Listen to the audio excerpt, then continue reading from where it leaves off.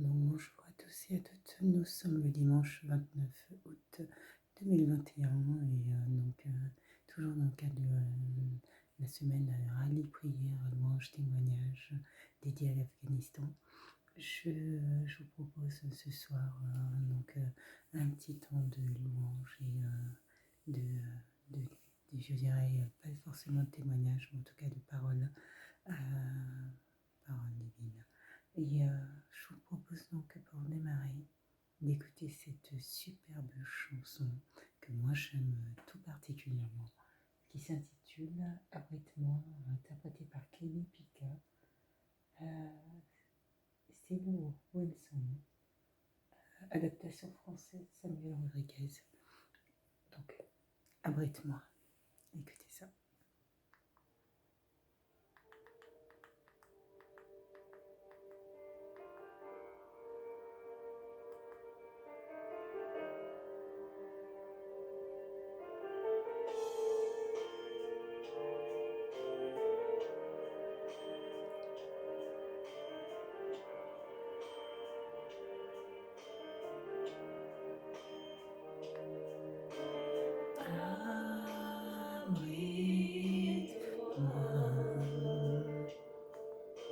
Sous tes ailes, couvre-moi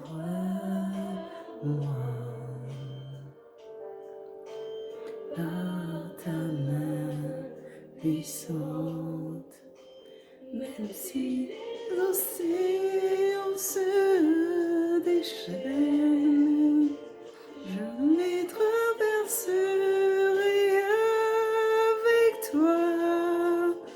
Ô Père, tu domines les montagnes. Je suis tranquille car tu es là. En Jésus seul, je me confie. Il me donne force, calme et puissance, même si les océans se déchaînent, je les traverserai avec toi. Ô Père, tu domines les tempêtes, je suis tranquille car tu es là. Tranquille car tu es là.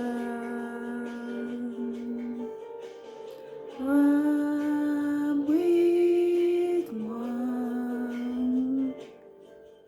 sous tes ailes, couvre-moi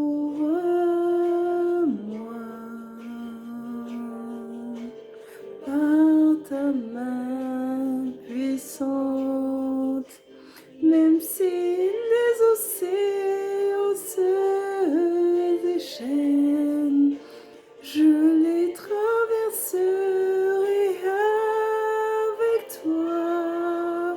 Ô Père, tu domines les tempêtes, je suis tranquille car tu es là. Jésus seul,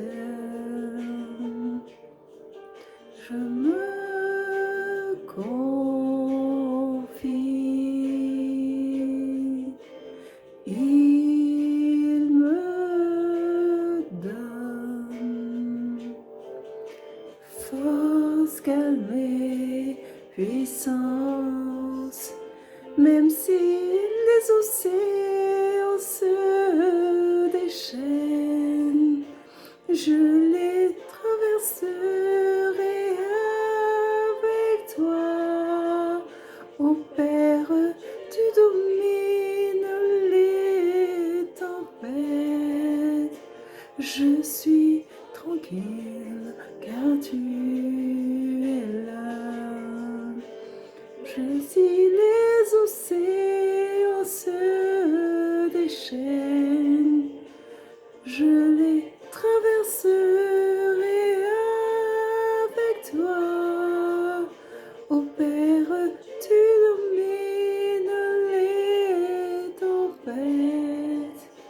Je suis tranquille car tu es là. Je suis tranquille car tu es là.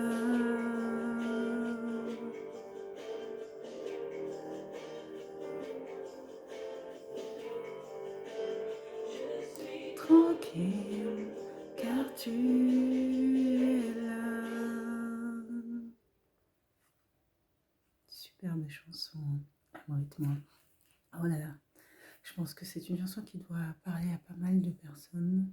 On a tous rencontré des moments dans notre vie où on s'est dit Seigneur, là est les moments que c'est le moment venu pour que tu m'abrites et que tu me viennes en secours.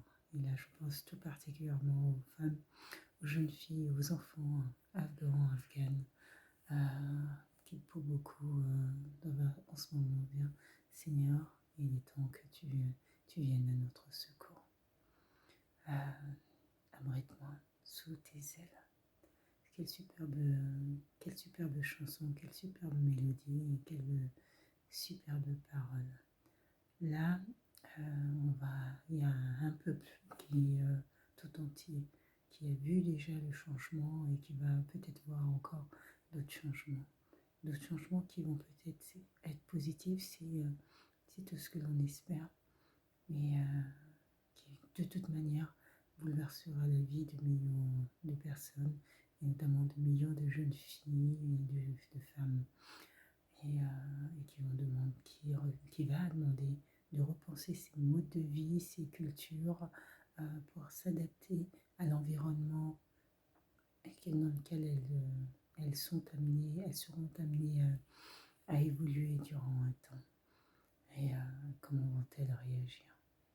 Comment réagiriez-vous, si du jour au lendemain, même malgré que vous ayez pu être confronté à ce type de climat, si du jour au lendemain on vous demandait de renoncer à tout ce qui fait de vous, ce qui vous donne ce sentiment de liberté, de pouvoir choisir de votre destinée, tout ce qui fait, que ce soit l'école, la scolarité, que ce soit la culture, tous ces éléments qui font qu'on a ce sentiment de liberté. En tout cas, on acquiert avec le temps le savoir et les connaissances qui vont permettre après de pouvoir accéder à la liberté que l'on souhaite. Et du jour au lendemain, que l'on puisse avoir cette possibilité de priver des individus de cette liberté et de pouvoir accéder à toute cette connaissance et ce savoir. Comment réagirez-vous? Comment réagirez-vous? Pour beaucoup, ça serait la retraite. En Occident, ça serait ça serait pas acceptable. En Occident, ça serait des manifestations quotidiennes. Mais en Occident, nous ne craignons pas les représailles. Et s'il y en avait, ça créerait certainement d'autres manifestations, des chaînes de manifestations. Mais nous ne sommes pas dans des représailles et nous avons un système qui a été mis en place justement pour que chaque pouvoir étatique ne puisse pas abuser sans qu'il puisse avoir un contrôle de l'égalité de la loi exercée par d'autres institutions. De fait, les autres institutions sont en mesure de pouvoir avoir un contrôle sur l'exercice de l'activité d'une autre institution. Il y a donc un contrôle mutuel entre les institutions. Lorsqu'on arrive dans des régimes où là, justement, et pour le moment, il n'y a pas de régime et que le régime sera à construire, où il y a cette incertitude du lendemain, quand on arrive sur ce type de régime où la religion s'entremêlera avec l'État, avec la politique, euh, la, la crainte, c'est justement l'avenir et comment cet avenir va pouvoir se bâtir et se construire euh, pour, pour les femmes et euh, pour leurs enfants également. C'est un mode de vie à changer. Certaines seront dans réfractaires, certaines d'ores et déjà ont préféré opter pour le recul et plus que la mise à abri, même le fait d'isolement, le fait de ne plus sortir de chez soi, le fait de ne plus sortir. On ne vit pas ce n'est pas la vie que de vivre dans la peur, c'est pas la vie. Mais pour beaucoup de femmes, l'arrivée de ce changement au niveau étatique va engendrer un sentiment de crainte et de peur de lendemain. Comment réagir? Elles vont se retrouver du jour au lendemain sur du sable mouvant. C'est-à-dire que à tout moment, ça peut basculer et à tout moment, elles peuvent se trouver dans des situations où elles vont être soit agressées, soit violentées, parce qu'elles n'auront pas eu la conduite que la société ou que un groupe d'individus ont désormais institué comme étant la conduite à tenir pour toutes. Et dans ce type de situation, elles sont sur du sable mouvant.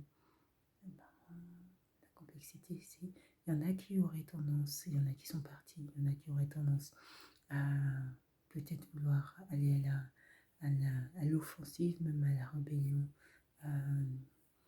C'est dans le climat actuel, il est difficile pour la communauté internationale de pouvoir intervenir.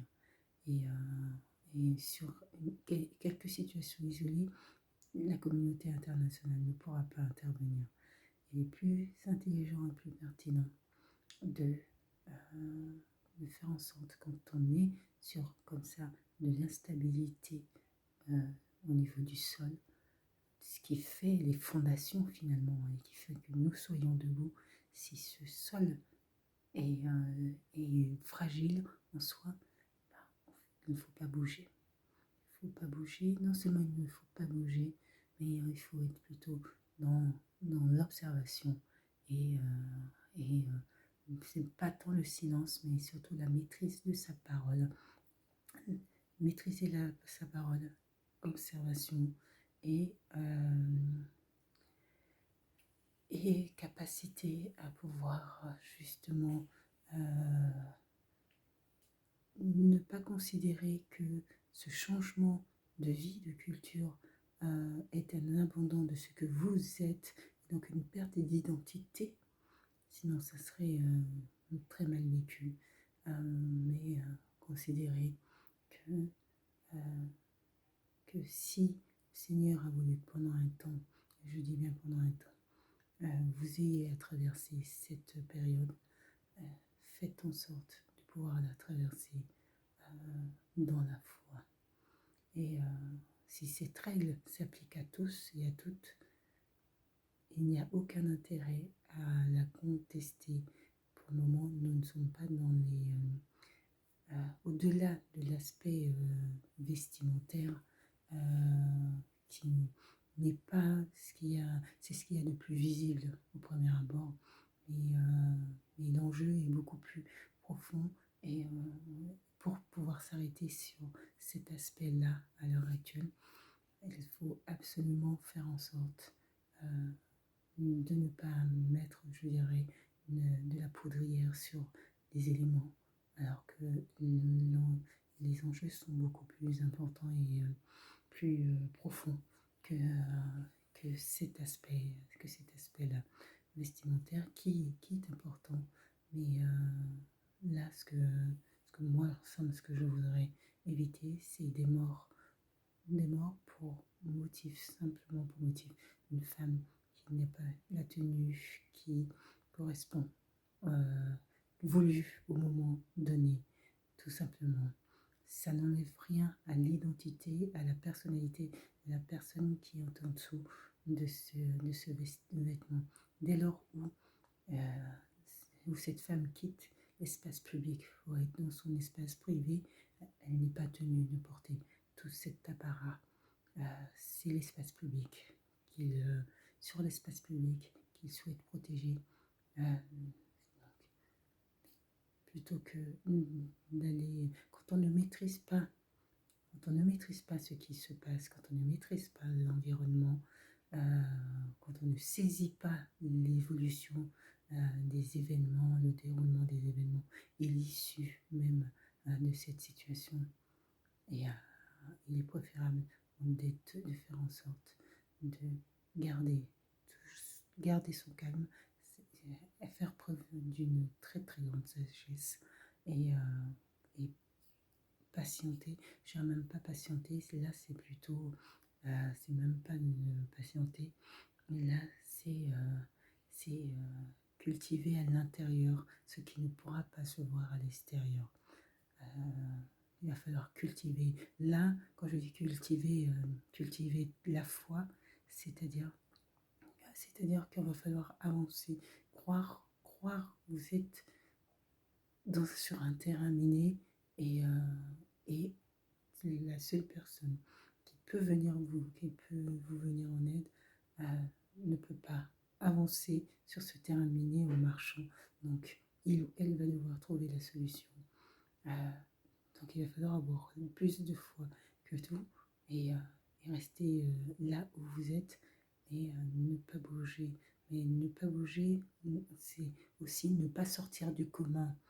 Ne pas sortir du commun, ça veut dire que sur la place publique, il faut accepter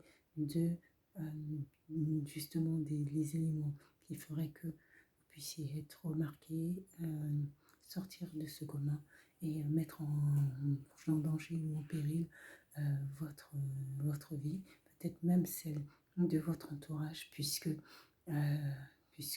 peut se poser la question si de l'éducation que des parents ont pu donner à leur enfant.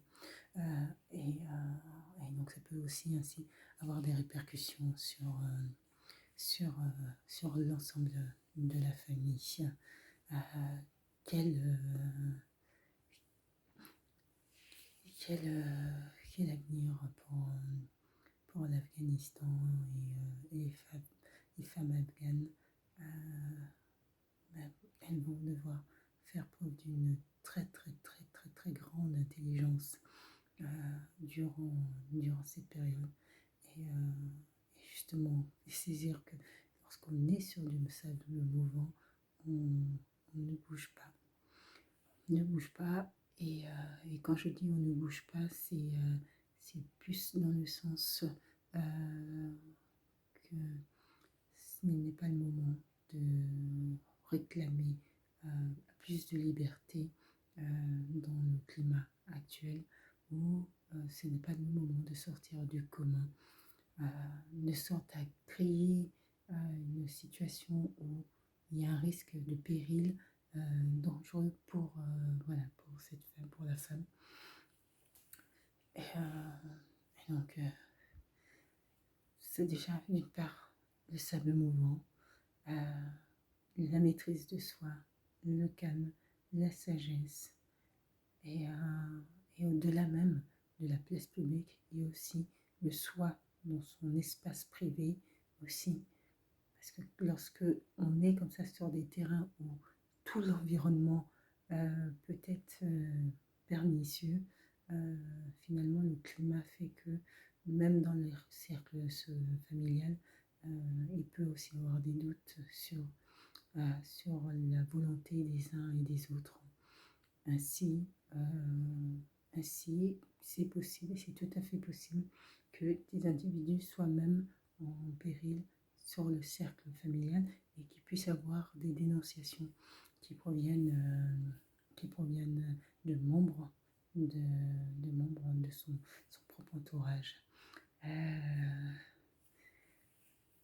Dites-vous bien que, et depuis quelques jours, il faut il faut marcher, je dirais, avoir toujours en tête que désormais vous êtes seul.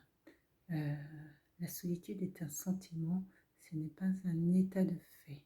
Ce qui veut dire que vous, dans votre tête, vous créez le sentiment d'être seul, ça va modifier vos habitudes parce que quand l'environnement est potentiellement, tout l'environnement peut être, mettre en péril, il est préférable d'avoir ce sentiment de solitude parce que ça va permettre notamment ça va vous permettre notamment de savoir tenir votre langue et de savoir à quel moment il faut parler et à quel moment il faut se taire. La maîtrise de la parole est primordiale. On ne parle pas de tout euh, et à tout moment. Et même dans un climat comme celui-ci, même aux membres de son propre entourage. Il faut maîtriser sa parole tant qu'on ne comprend pas l'environnement et ce qui est en train de se passer. Et donc, à mon avis, vous ne maîtrisez pas suffisamment les éléments, les enjeux réels et pour ne pas garder une forme de réserve dans toutes les actions que vous menez et dans toutes les paroles que vous dites. Il y a un proverbe, je crois, qui dit qu'il faut tourner 7 fois sa langue dans sa bouche. Je ne sais pas pour vous, moi j'ai déjà essayé. C'est très difficile de tourner 7 fois sa langue dans sa bouche avant de s'exprimer. Mais en somme, c'est surtout prendre le temps de bien réfléchir à ces mots avant de les exprimer. Parce que ces mots pourra potentiellement vous mettre en péril. La parole, toujours accepter ce n'est pas un abandon de ce que vous êtes, c'est simplement de l'intelligence, parce que cette intelligence va vous permettre d'abord, d'une part, repérer et comprendre quel est l'environnement et quels sont les enjeux réels avant de pouvoir agir. Si vous êtes directement dans la peur et dans la volonté d'action directe, vous ne maîtrisez pas tout l'environnement, vous ne maîtrisez pas tous les éléments pour pouvoir prendre les bonnes décisions et les bonnes positions. C'est pour ça que c'est toujours préférable de prendre du recul et de rester, je dirais, essayer de faire preuve de la plus grande des sagesses. Quand c'est au-delà de ça, vous allez vous retrouver également dans des situations où vous allez devoir faire face à l'agressivité des autres, à l'agressivité de l'extérieur, à l'agressivité peut-être d'hommes, sans généraliser. Ce ne sont pas tous les hommes qui seront agressifs, mais ou même de femmes également. Vous allez vous retrouver face à l'agressivité. Et quand on est face à l'agressivité, il y a plusieurs types de réactions. Mais bien souvent, l'agressivité de l'autre rejaillit sur nous et crée en retour de l'agressivité. Et alors on rentre dans une chaîne de violence, que ce soit verbale ou voire même physique, puisque l'agressivité engendre de l'agressivité. Or, vous allez vous trouver dans une position où vous ne pourrez pas, vous ne devez, c'est plutôt vous ne devez pas être dans une position de perte et de contrôle de soi, au risque que ça vous porte un très très gros préjudice. Donc l'agressivité de l'autre, il faut pouvoir la transformer. Ce qui veut dire qu'il faut pouvoir à tout moment garder une maîtrise de soi, de sa parole et même de sa pensée. Parce que si le cerveau crée des éléments finalement, ou des idées, des pensées qui vont vers de l'agressivité, ça réjaillira de toute manière sur votre attitude. Alors qu'il faut parvenir, même face à l'agressivité de l'autre, et avaler cette agressivité, à, finalement, à prendre cette agressivité, mais à en faire en ressortir, la faire ressortir, mais en fleurs, je dirais. C'est une manière imagée, mais c'est très dur à faire. Ça, ça veut dire que vous avez quelqu'un qui arrive et qui est agressif, mais par votre attitude ou par les paroles que vous aurez prononcées, cette personne, cette agressivité va redescendre parce que vous n'aurez jamais rejeté, vous, c'est de l'agressivité. Concrètement, vous trouvez dans des situations où vous avez une personne qui vous insulte. La première des réactions, c'est de vouloir en retour proférer aussi des insultes. Et de toute manière, c'est la réaction qui est bien souvent engrainée ou voulue par la société civile, puisque le fait d'être agressé et de ne pas répondre à cette agression, euh, ça a été longtemps vécu comme une forme de faiblesse. Or, la capacité que tu auras à pouvoir prendre cette agressivité de l'autre, à en saisir directement, à trouver les moyens de faire descendre cette agressivité et à ressortir de ta bouche des éléments apaisants feront la différence. C'est pour cela, il y a des petites astuces et dans les petites astuces.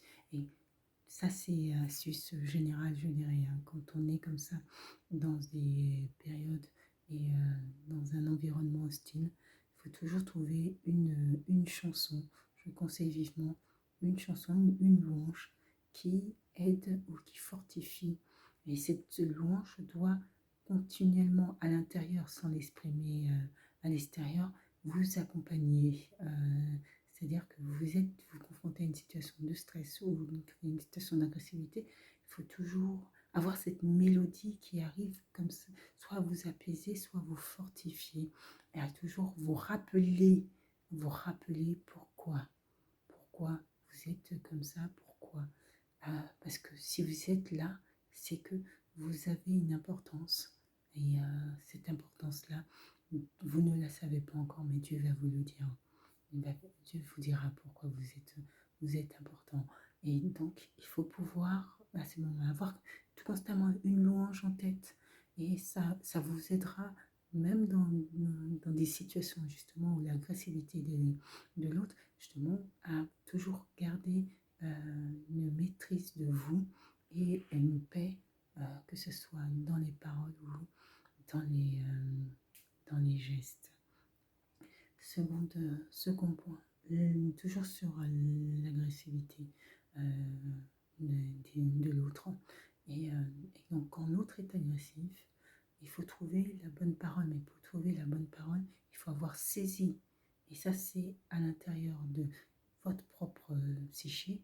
C'est de se dire, Seigneur, cette parole ou cette parole vexante ou agressive ou ce mot déplaisant, Seigneur, je te la donne. Je te donne cette offense.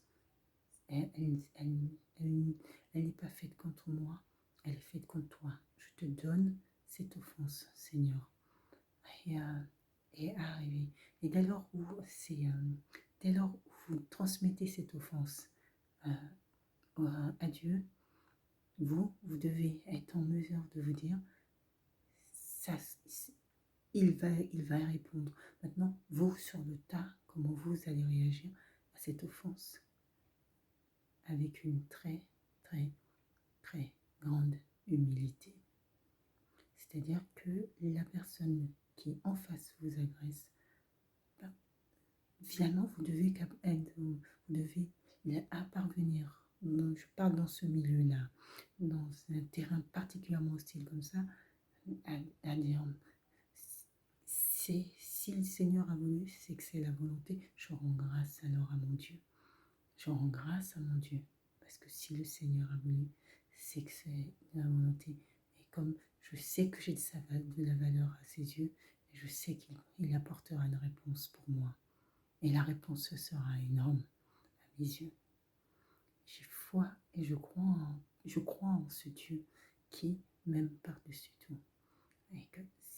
Et parce qu'il m'aime par-dessus tout, mes paroles et mes mots doivent être semblables à ce que mon Dieu aurait voulu.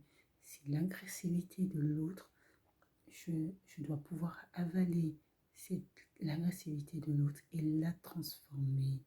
Ça va, là, vous allez parvenir à désarmer l'individu. Lorsque un individu vous agresse et vous répondez par l'agressivité, il va surenchérir sur l'agressivité. Lorsqu'un individu vous agresse et que vous répondez, mais par des paroles, au contraire, à l'inverse de paix, vous allez le déstabiliser et vous allez désarmer parce que vous n'aurez pas apporté la réponse qu'il souhaitait. Ce qu'il souhaitait, c'est que vous l'agressiez de sorte à lui donner une raison de vous mettre fin à votre vie. Alors que là, si à l'inverse, vous rendez grâce par cette parole, cette insulte, je rends grâce à mon Dieu parce que mon Dieu est grand et qu'il te répondra. C'est abandonner cet aspect-là, ne jamais envoyer de l'agressivité et finalement garder toujours cet aspect d'humilité, de grande humilité, parce que cet aspect d'humilité, c'est celle-ci qui fera votre récompense après. C'est cette humilité de cœur.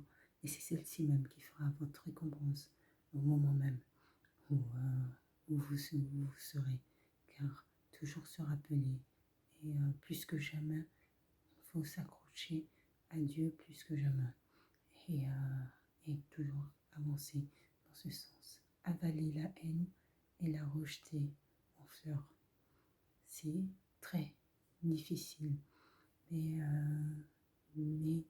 dans un terrain très, très, très, très hostile, vous n'aurez pas le choix. De toute manière, soit vous parvenez à le faire, soit il est plus que possible, et il est plus que probable que vous ne traversiez pas cette situation. Donc, quand je dirais, si vous n'avez pas le choix, il va falloir s'adapter à cet environnement particulièrement hostile. Et pour s'adapter à cet environnement particulièrement hostile, il faut trouver les moyens d'une part, toujours garder la foi et d'autre part, les moyens, savoir comment réagir. Comment réagir. Vous ne perdez pas votre humilité à ne pas répondre par l'agressivité à l'agressivité de l'autre. Vous faites preuve d'intelligence. Et ça, et là, ça s'adresse particulièrement à des adultes. Pour les enfants, c'est plus difficile, mais plus particulièrement pour les adultes. C'est véritablement la volonté d'émancipation n'est pas abandonnée, elle est et elle restera. L'identité que vous avez, elle est et elle restera. Vous la retrouverez, cette identité. Là, vous êtes simplement dans une période, sur un territoire qui vous est hostile. Dans ce cadre-là, vos réactions, vos paroles doivent être représentatives. Vous devez être complète, vous devez être sincère et vous devez être, durant cette période, faire en sorte de pouvoir, comment dire ça, je ne dirais pas être respecter simplement les préceptes bibliques. Respectez-les bien. Et faites en sorte sur la place publique, en place publique, de ne pas ressortir finalement, de ne pas être plus vu qu'une autre. C'est la place publique. votre vie. Le privé, c'est le privé. La place publique, c'est la place publique, mais c'est l'environnement hostile dans lequel vous êtes qui fait cela. Cet environnement, vous ne resterez pas indéfiniment dans cet environnement hostile. Mais là, au jour d'aujourd'hui, cet environnement fait voilà, que vous allez devoir agir différemment, avaler la haine et la rejeter en amour. Toujours une louange en tête. Cette louange, il faut la garder. C'est celle-là qui va vous permettre de pouvoir continuer et jusqu'à ce que l'issue arrive et qu'on comprenne les tenants et les aboutissants de cette situation. Et garder foi par-dessus tout, puisque l'hostilité est peut-être à l'extérieur, mais l'hostilité peut être aussi à l'intérieur des foyers, puisque vos parents, vos oncles, frères et sœurs connaissent vos personnalités et savent si vous êtes véritablement, je dirais, musulmane plus très très pratiquante ou si vous êtes une musulmane plutôt libérée et ça donc vous ne pourrez pas les tromper, mais par contre vous pouvez tenir votre langue et faire en sorte durant cette période de traverser cette période avec la plus grande des sagesses, Euh, c'est c'est pas simple. C'est pas simple et ça laisse surtout sans voix. Ça laisse sans voix. Je vais faire une petite prière avant que ça s'éteigne. Seigneur mon Dieu, je te rends grâce et je te remercie pour ce temps de prière, de parole. Chaque moment passé à tes côtés sont toujours des moments agréables. En prière, Seigneur, je pense à toi aujourd'hui, je pense à toi comme toujours, Seigneur. Je pense surtout également à toutes ces personnes qui ont foi en toi et qui n'attendent qu'une chose, c'est que tu puisses montrer à quel point tu nous aimes et à quel point ta grandeur n'a pas de limite, Seigneur. Seigneur, tous les jours, le mal agit, Seigneur, pour qu'il puisse avoir plus que des guerres, mais des horreurs au quotidien dans la vie d'individus, Seigneur. Seigneur, ce que je voudrais plus que tout, c'est que tu puisses agir dans les cœurs des personnes et que tu puisses changer les cœurs des personnes, que ceux aujourd'hui qui portent les armes de la haine soient ceux qui portent demain les armes de la paix. Seigneur, je voudrais prier, Seigneur, pour que tu viennes changer les vies des individus, Seigneur,